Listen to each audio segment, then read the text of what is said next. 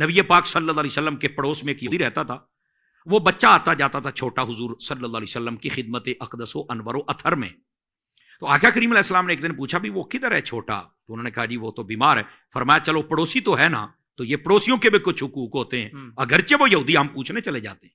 آپ تیمارداری کے لیے تشریف لے گئے، آپ جب وہاں پر تشریف لے کے گئے تو دیکھا کہ وہ جھانکنی کے عالم میں تھا. تو آپ صلی اللہ علیہ وسلم نے حال چال پوچھنے کے بعد وہ صحیح طرح بتا تو نہ سکا.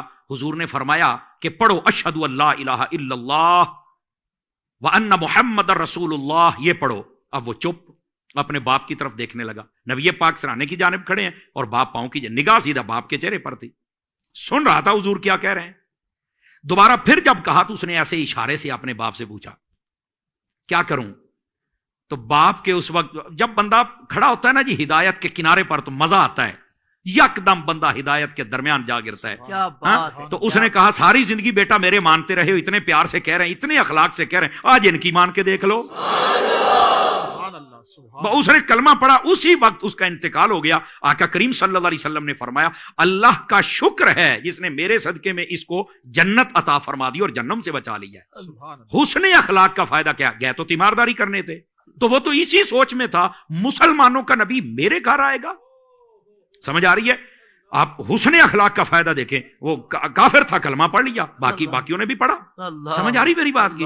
لیکن یہاں سے کوئی یہ نتیجہ اخذ نہ کر لے کہ ہم جب بد مذہبوں کے پاس جاتے ہیں تو تم پھر بڑا باتیں کرتے ہو کہ ہم کیوں ملے، ہم فلاں کی محفل میں کیوں گئے، ہم فلاں کی مجلس میں کیوں گئے، ہم فلاں کے پاس کیوں بیٹھتے ہیں، کیوں تصویریں لگتی ہیں، وہ فلاں بد مذہب کیوں آستانے پہ آیا ہمارے پر، تو تم بڑی باتیں کرتے ہو. اور میں نے کہا اللہ کے بندو تم مطلب ہی نہیں سمجھے ہو. سمجھ آئی نا؟ یہ بھی تمہیں پھکی پوری دینی پڑے گی. اصل مسئلہ یہ ہے نبی پاک اگر گئے ہیں نا ان کے گھر تو وہاں جا کر ان کو کلمہ بھی پڑھایا ہے. تم جب جاتے ہو تم بھی کلمہ پڑھا کے اس کو مسلمان کرتے ہو. تم بھی جب کسی کے پاس جاتے ہو اگر وہ حضرت ابو بکر صدیق کا دشمن ہے تو کبھی بندے کا پتر کسی کو بنایا ہے؟ تم تو خود اس جیسے بن جاتے ہو، رشتہ داریاں جوڑ کے آتے ہو. خدا کا خوف کرو، نتیجہ تو صحیح اخذ کر لو. سمجھ آ رہی ہے؟ اور پھر آقا کریم علیہ السلام نے کس بد مذہب کو بلایا تھا اور پروٹوکول دیا تھا بتائے نا ہمیں. کمال والی بات ہے. تم بلواتے ہو اور پورے قوم کے سامنے کیا سبق رکھتے ہو. تو بات یہ نہیں ہے کہ حضور تشریف لے کے گا، حضور نے کلمہ بھی سب کو پڑھایا نا. تو تم تو ایسا کام کرتے ہی کوئی نہیں ہو. خدا کا خوف کرو. وہ کہتے ہیں کہ تصویر کا ایک رخ دیکھتے ہو دوسرا بھی دیکھو بھائی جان. یہ ہے اصل اس کی وضاحت.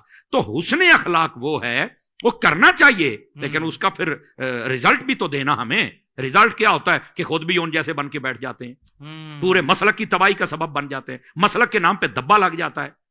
تو ہم بھی کہتے ہیں حسن اخلاق ہونا چاہیے، پر کمال والی بات ہے اس بندے سے کیا حسن اخلاق کریں جو بار بار حضرت ابو بکر صدیق، حضرت فاروق اعظم، عثمان غنی، مولا علی، حسنین کریمین، سیدہ پاک، ہمارے تمام صحابہ و اہل بیت ان کے خلاف بات کرے. کیسے اس کے پاس حسن اخلاق اور پیار کی پینگے چڑھائے؟ ہمیں بھی تو بتائیں نا. تو یا تو جائیں تو ان کو کلمہ پڑھائیں، پتہ بھی چلے، مسئلہ حل ہو جائے. تو حسن اخلاق یہ ایک ایسی چیز ہے، کافر بھی کلمہ پڑھ لیتا ہے. اس پر بہت سارے نظائر ہیں، میں اسی پر اکتفا کرتا ہوں. سبحان اللہ، سبحان اللہ. کیا کہنے ماشاءاللہ علامہ صاحب.